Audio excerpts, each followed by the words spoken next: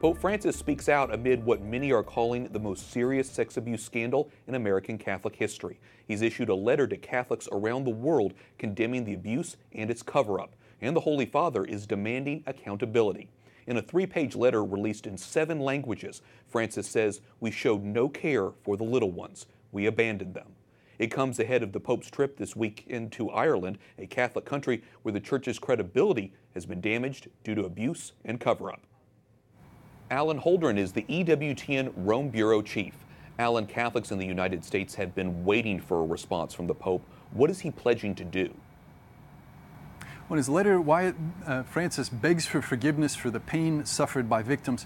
He says lay Catholics must be involved in any effort to root out abuse and cover-up, and he blasts the clerical culture in which church leaders are more concerned about their own reputations than about the safety of children and vulnerable adults. We already expected clergy sex abuse to dominate coverage of this Ireland trip, but the issue has taken on more urgency after revelations that Theodore McCarrick, the former Archbishop of Washington, allegedly abused both adults and minors.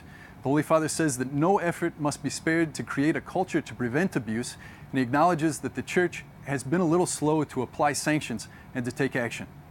A grand jury report in Pennsylvania last week reported that at least 1,000 children were victims of some 300 priests over the last 70 years. Did the Pope react to the report?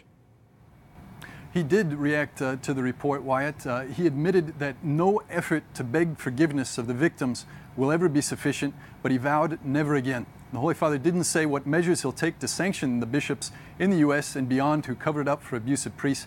In this letter, Francis calls the activity of the abusive priests crimes. The U.S. bishops up until now have only referred to them as sins and omissions. Vatican spokesman Greg Burke said that that's significant.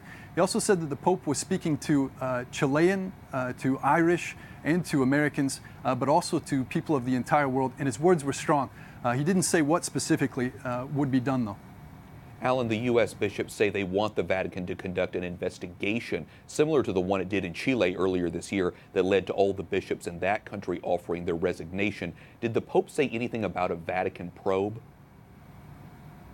The Holy Father didn't say whether or not the Vatican would approve of such an investigation. However, he does say that he supports efforts to make all those who perpetrate or cover up these crimes accountable.